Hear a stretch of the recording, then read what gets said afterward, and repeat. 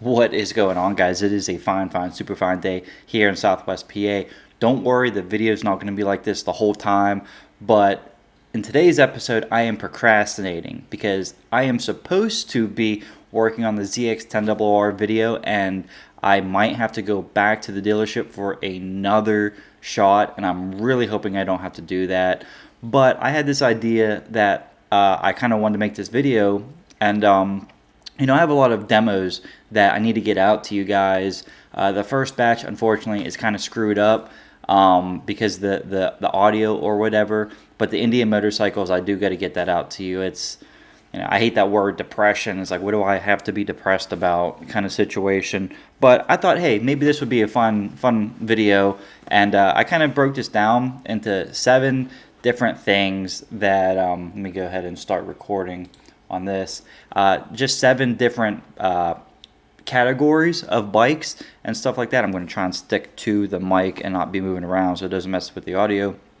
Yeah, that's just kind of, let's just go through the list and see what happens. So let's spin the wheel. What is it going to land on? The first one is the highest torque bike. Okay, so this bike actually kind of scared me for a second, and that was the, I believe it was the Indian Sport Chief. This bike had absolutely no play in the throttle, and you were on it or off it, and it really set the tone for me for what exactly is a beginner bike and what exactly is not a beginner bike. And I would not consider that motorcycle a beginner bike. One, it's too expensive. 2, the torque was crazy. Like I said, man, like you were on it or off it, and that can get you in a situation if you're a new rider. That's just kind of keep it, the theme of the channel. If you're a new rider and you're coming around a corner and you hit that accelerator a little too much, that can cause that back wheel to slide out from underneath you.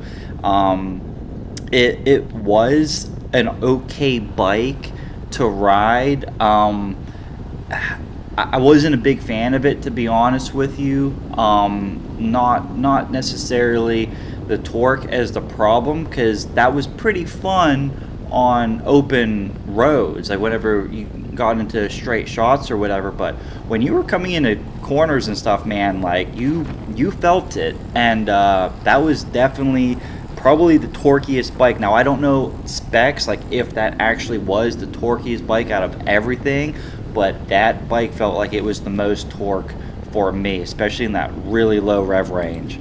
Let's go ahead and spin the wheel. What is the next bike? Ooh, the worst bike. The worst bike goes to the Indian Scout, the 2025 Indian Scout.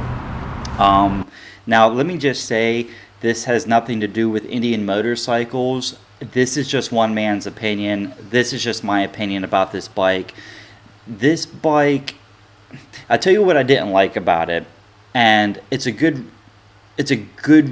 reason why I didn't. It's a good thing rather that I didn't get the Kawasaki. What is it? 650, the Cruiser. What's the Cruiser? Vulcan. Yeah, the Vulcan 650S. Now, if I would have started on that bike, it probably wouldn't have made a difference because I would have acclimated to it. But I really was not a fan of the very forward feeding position on small pegs, and that was the biggest problem I had with this bike. It just didn't feel very comfortable, and with how much they wanted for the bike. And Indians are expensive, and I think they're expensive for a good reason, and that's because they're a good bike. I don't think they're expensive like why Harley Davidsons are expensive, just because it's a Harley Davidson. But it's an expensive bike, and it really wasn't comfortable for me. Again, I'm very accustomed to very upright body position. Now I did ride some very forward bikes, but they had the leg, what would you call it, the running board essentially, and that made a world of difference. Just because I didn't really know what to do with my feet, like your feet are on it, at least with the 650 and sports bikes, you should be on the balls of your feet. So it's like, well, is that what you're supposed to do in cruisers? And then if not, are you always supposed to be covering the brake? But then if that's the case, what are you doing with your left foot with the clutch and all that? Very, very unsatisfied with the bike. I mean, I don't know. I thought it was pretty. I thought the bike itself was pretty, but just for what it was, I just thought it was like the worst bike out of the demos. Not that it's the bad bike, just out of all the lists of bikes that I rode, I would say that was probably the worst bike that I rode in demo. And nothing against it. Again, it just kind of is what it is. Okay, realistic next bike. Now, if you notice, I have realistic next bike and dream bike, because those are two different categories. Out of all the bikes that I demoed, I would say that my realistic next bike, out of all the bikes that I rode, probably would have been the Triumph Speed Twin 1200. I fell in love with that bike. And I'll tell you, I mean, everything about the bike was awesome. The torque, power, the sound. But what I really, really liked about the bike was the mirrors on the handlebars. Cloudy Biker, I know he rides a SV650, so maybe knows what I'm about to say, but it's like when your hand is like resting up on that mirror, it really feels like you got, like you're like kind of boxed in a good way. And I really, really liked that about that bike.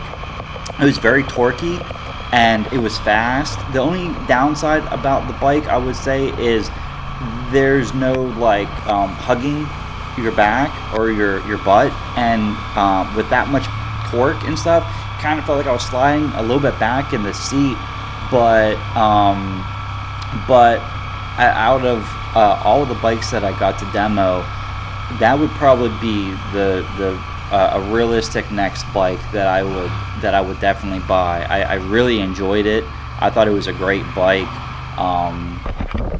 and yeah, I don't know much else to say about it. I just really enjoyed it. The handling was great. Again, the sound was great. It was just a lot of fun to ride.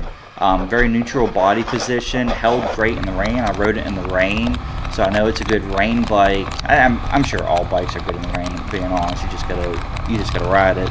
But yeah, as far as that goes, I would say that would be my next bike out of all the bikes that I got to ride. Let's go ahead and spin this wheel. How long is this video? 9 minutes, not too bad. And we are the most fun to ride. Are you stopping? Are you sure? Okay, most fun bike to ride. The most fun bike to ride comes down between a couple different bikes, but I would say that the Bonneville Bobber, is that a Triumph? Yeah, the Triumph Bonneville Bobber. I loved how the bike looked. It had that forward foot position, like I just said, that I didn't like, but it was a very fun bike to ride because it was comfortable, but the engine is what really got me on it, because it was loud and it popped, and Ninja 650 family, please don't take this the wrong way. It felt like I was on a real motorcycle, like a hog, a motorcycle, old school. Maybe I'm getting back into my English roots or whatever it is, but it was a very, very fun bike to ride. I rode it. I think I rode that bike 2 or 3 times. I enjoyed it so much. It was nice and low. The seat was like that bobber style seat, and it hugged you. Wouldn't be very comfortable in long rides, I could see. But as far as like what I did and the demos that we did, I would say that was probably the one of the most fun bikes to ride. And this is a very open category. The next two bikes are kind of reserved for the next two things, but they themselves would also fall under that category. So spinning the wheel again, we are at the best bike. So the best bike, I would say, would be the BMW GS 1300. Is it like 1320 or whatever it is? Dude, that bike changed a lot for me. That was the first bike that really opened up a new world to me as far as motorcycles, because before that I just rode what I rode for my MSF course, then my 650, and then before that I rode that Speed 400 Triumph. I rode the DeVille V4 Ducati, but that was like my first like tall bike. Like I could not flat that bike. Like at a stop, I had to turn the bike over and like rest on my one leg. Like I was tiptoeing it, and I have like a 33 inch seam. Very tall bike, but man, dude, that bike, how smooth it was, the technology that it had, the feeling, the handling. A super tall bike like that just felt like it got into the lanes easier. I fell in love with it, man. That's what really got me thinking about my next bike.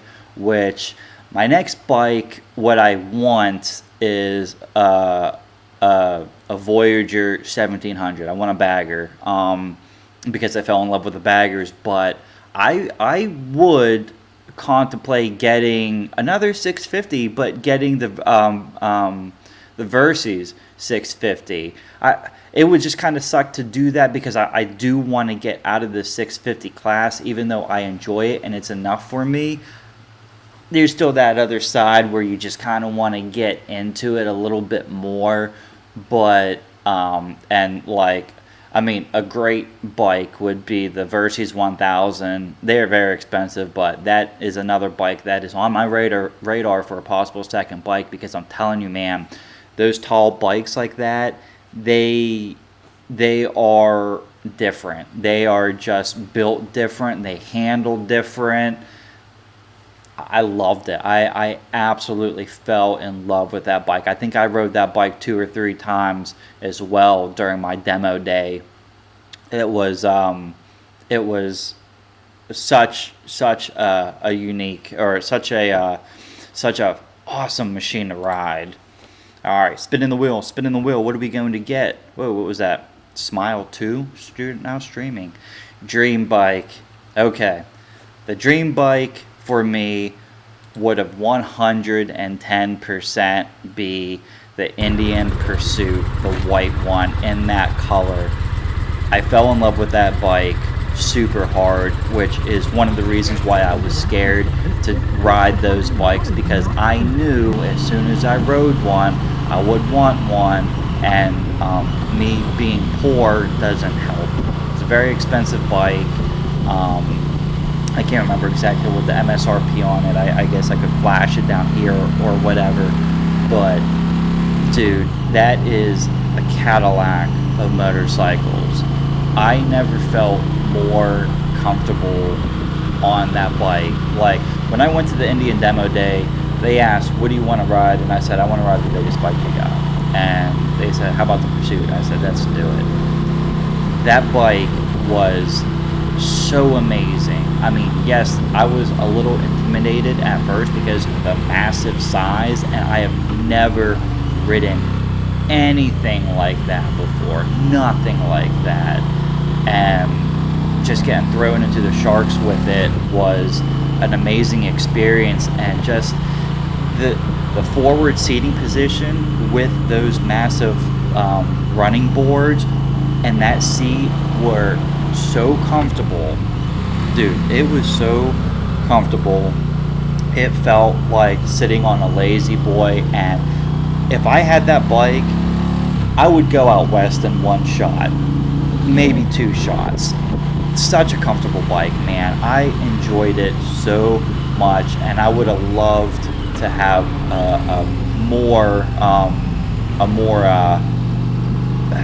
more time on the seat. Man, I love that bike, man. I want that bike so bad. Those bikes is what also opened me up into really wanting a bagger. I'll be honest, I never really cared how they looked, but after riding it, I'm like, dude, I mean, you get no wind. Some people are like, oh, don't you want to feel the wind? Well, I can change the height of the windshield if I wanted to, but that leg protection, blocking all the wind off of there, all off your sides. If you're riding in the cold, you're not feeling cold. They could have probably put a heater in that bike, which would kind of make sense, if I'm being honest. Like, it was such an incredible bike, and I would love to own one day. I could go on a whole video about it. Well, no, I actually did go a video on it. Link in the description about that bike. I absolutely loved it. I rode them wrong, and it kind of is what it is, because I never rode a V-twin before, so I was riding them incorrectly, which some people pointed out, which hey, you learn. That's how you learn. Getting into the very last one, the most unique bike would have been the BMW R18. That bike was just a very niche-oriented bike. It was very intimidating as well, because with that big boxer engine, the pistons are going like this, right? They're oscillating in that kind of formation. And with that that thing was like a car engine, dude. It was insane. But when you cranked on the throttle, the bike did one of these, like it was going to shake you off, because it's that reciprocating motion. And Joel, he told me, he's like, look, I don't know how you ride bikes, but whenever you get this bike into a turn, do not crank down the throttle, because it's going to start doing that motion and it will throw you off. So that was also a very nerve-wracking bike to ride. Probably one of the bikes I was most nervous to ride. That and the DeVille or Diablo, the Diablo or DeVille V4, only because that was like my first big bike that I rode was that Ducati. But I remember going through the lines and looking at that bike, and I'm like, if only I had the balls to ride that bike. And then it got to the point where they helped me out a lot at Mercedes. They just let me take a bike, have to go and go. And there was an opening, and I said, well, what bike is open? And they said the R18. I'm like, let's do it. And I wasn't disappointed. It was very shaky. Kind of felt like a Harley, all the vibration. It wouldn't be something that I would buy, but it was definitely a very unique bike to ride, and I really enjoyed it. Yeah, it was pretty comfortable for the most part. It was just unique. That was the big thing about it. Like, the engine was crazy. Like, anytime you got on it, I mean, those pistons going, side by side really kind of knocked you around or whatever. It was insane. It looked crazy, and it was super low to the ground. It was super low to the ground, and very forward and like up and back. And I'm pretty sure I scraped it a couple times going in the corners. Just a very low, heavy bike, but it was fun. And that's pretty much my list, man, for my demo days. I'm going to try and get a lot of these videos up to you soon. I do apologize that it's been kind of slow and kind of a weird season for me. I'm really itching to ride my bike. I haven't been riding because they put a lot of salt on the ground, and you guys are like, oh, you said you was going to ride year round. You're a phony. Nah. But last year they didn't. We didn't get snow until like, I don't know, February, and then they salted the roads for the first time in February, so I could ride year round. Um, but I got my car fixed. If you guys, kind of know a little bit of what's going on in my life, I got my car fixed, so I don't have to ride the bike in the winter, and that's good because I don't know what it is, but they put so much salt down, and that stuff absolutely destroyed my chain. And I don't really want to put another chain on it just yet, even though it's probably getting close. But I'm gonna have to dump money next season because I'm about to hit 20,000 miles. That's the other thing too, man. I got like 3 miles left to do my 20,000 mile review. Like, I need to hit 20,000 miles before I do the 20,000 mile review. So I apologize. That's why there's a delay on that video, because there's salt everywhere. I forget what I was saying. Oh, because I'm about to hit 20,000 miles, there's like a bunch of services that I'm going to have to get done on the bike, and I have to get done on the bike. I still need to get an air filter and spark plug job, but again, that's so expensive. But it needs done. It needs done. It's not an excuse. It needs done. I chose this life. We chose this life, so we have to pay the toll or whatever. But that's my list on the bikes as far as my demo goes. There were a lot of notable bikes that were also just as fun. I won't go into any more detail of any other bikes except for one, and that was. I always get them confused because like the Pursuit is the same thing as the Chieftain, but with luggage, and then there's I don't know. I can't remember exactly what it was. I'm pretty sure it's the Chieftain, which is like their big bike, but it was the brown one with the ape hangers, and that was actually a pleasant bike to ride because I kind of thought with that it would make it hard to ride, but whenever you change that pivot angle, it really helps you kind of get down into the bike, and it was very neutral, where like my arms were like completely rested, you know what I mean, and I could just kind of get in there and do my thing or whatever, and it was very comfortable. So that's another notable bike I really enjoyed. But I'm going to go ahead and get off. This was a spur of the moment video. I hope it was good. I hope you enjoyed it. I hope the audio came out good. The video came out good. If you did enjoy this, don't forget to like, share, and subscribe. And I will get these videos out to you as soon as I can.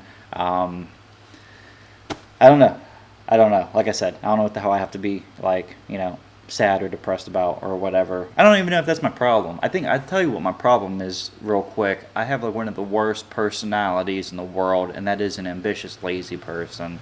I'm working on that, but I don't know. It just kind of is what it is. But thank you guys so much for watching. Again, if you enjoyed this video, don't forget to like, share, and subscribe. And as always, I will see you in the next one.